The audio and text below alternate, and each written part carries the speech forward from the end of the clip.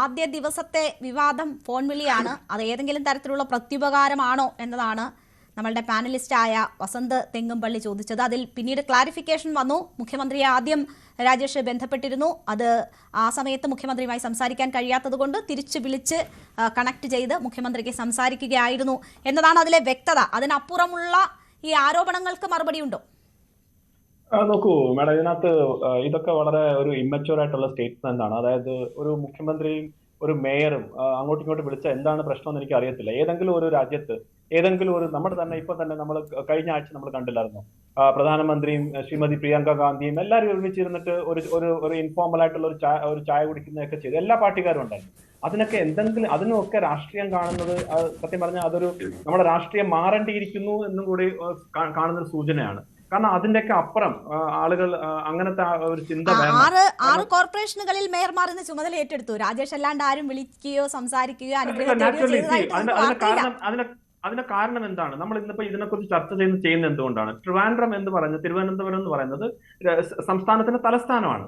തലസ്ഥാനത്ത് തന്നെയാണ് നമ്മൾ അസംബ്ലി ഇരിക്കുന്നത്. ബാക്കിയുള്ള എല്ലാ ഓഫീസുകളും എല്ലാം തന്നെ തലസ്ഥാന നഗരത്തിലാണ്. അപ്പൊ തലസ്ഥാനം എന്ന് പറയുമ്പോൾ മറ്റുള്ള ഇപ്പൊ ഞാൻ കൊല്ലത്തിരിക്കുകയാണ്. കൊല്ലത്ത് നിന്ന് ഇവിടെ ശ്രീ AK ഹഫീസാണ്, അദ്ദേഹം കോൺഗ്രസിന്റെ അദ്ദേഹമാണ് മേയർ ആയിട്ടുള്ളത്.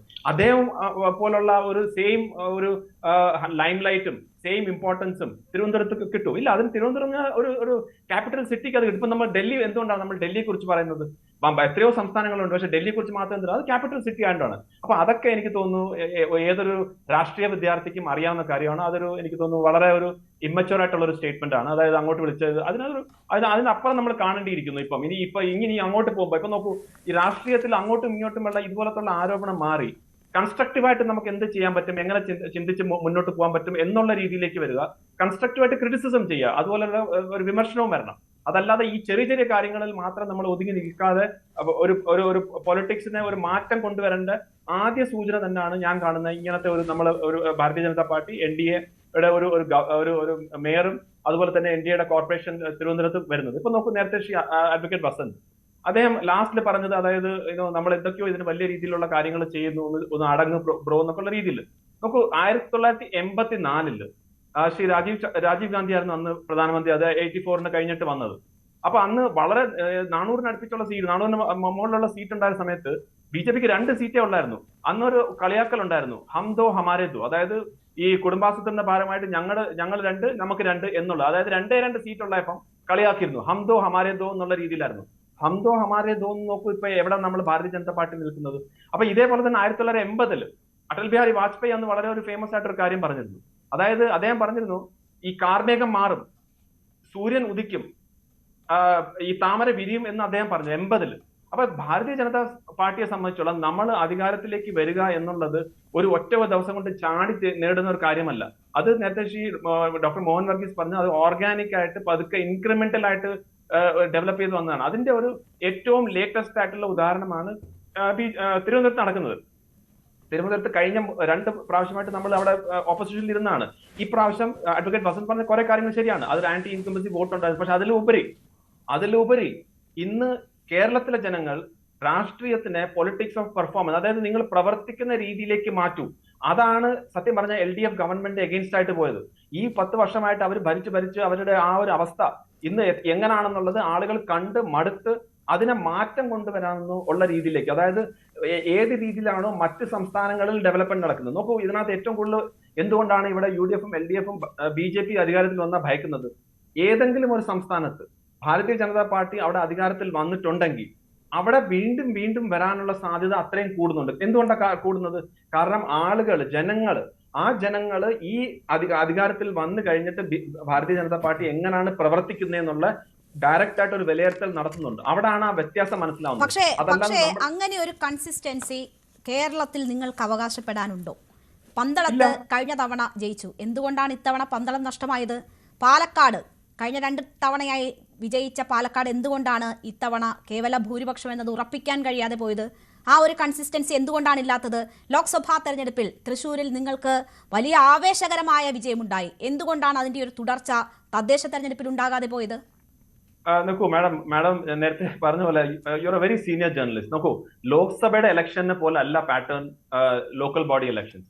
ഇനി ലോക്കൽ ബോഡി ഇലക്ഷൻസിന്റെ പാറ്റേൺ അല്ല അടുത്ത വരുന്ന അസംബ്ലി ഇലക്ഷൻ. ഇതൊക്കെ നമുക്ക് എല്ലാവർക്കും അറിയാവുന്ന കാര്യമാണ്. അപ്പോൾ തദ്ദേശ തെരഞ്ഞെടുപ്പിൽ നിങ്ങൾ കഴിഞ്ഞ തവണ അധികാരം കിട്ടിയിടത്ത് നിങ്ങൾ ഈ രീതിയിലുള്ള ഭരണം കാഴ്ചവെച്ചിട്ടുണ്ടെങ്കിൽ അവിടെ കൃത്യമായി നിങ്ങൾക്കൊരു ഭരണ തുടർച്ചയുണ്ടാകണമല്ലോ, അതുണ്ടായില്ലല്ലോ. അത് വികസിപ്പിക്കാൻ കഴിഞ്ഞില്ല എന്ന് മാത്രവുമല്ല, കയ്യിലിരുന്നത് നഷ്ടപ്പെടുന്ന ഒരു സാഹചര്യവും ഉണ്ടായില്ലേ?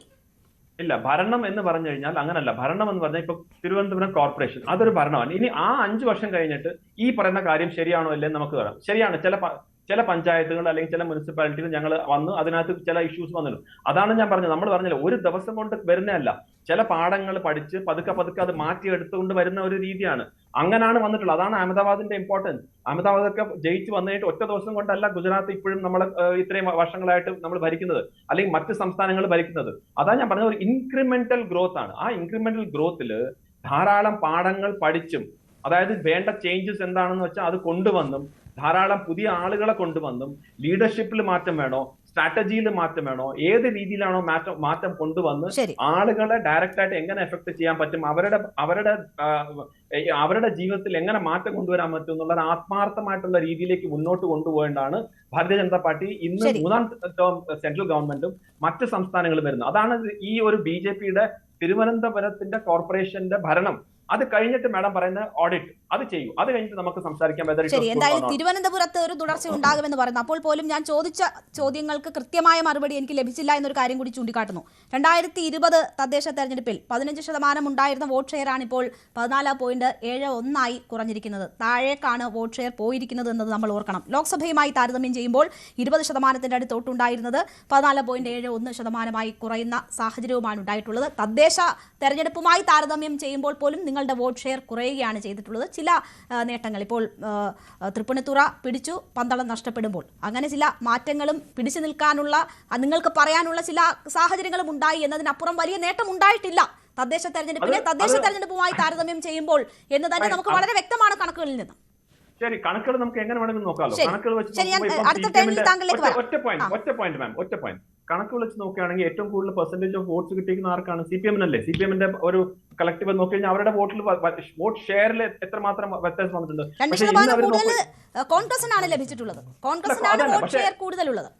പക്ഷെ CPM-നെ കാട്ടിയും അത്ര വേരിയേഷൻ മാത്രമേ ഉള്ളൂ. പക്ഷെ എത്ര നമ്പർ ഓഫ് സീറ്റ്സ് എത്രയാണ് അവർക്ക് പോയിരിക്കുന്നത്, കോർപ്പറേഷൻ എത്രയാണ് പോയിരിക്കുന്നത്, പഞ്ചായത്ത് എത്രയാണ് പോയിരുന്നത്, ഈ പെർസെന്റേജ് വേഴ്സസ് സീറ്റ്സ് അതൊരു ഡിബേറ്റ് ആണ്. നമുക്ക് വേണമെങ്കിൽ സെപ്പറേറ്റ് ആയിട്ട് തന്നെ നമുക്ക് ചെയ്യാം. സീറ്റ് വൈസ് നോക്കിയാലും നിങ്ങൾക്ക് വലിയ നേട്ടമില്ല എന്നുള്ളത് നമ്മൾ കണ്ടിട്ടുണ്ടല്ലോ.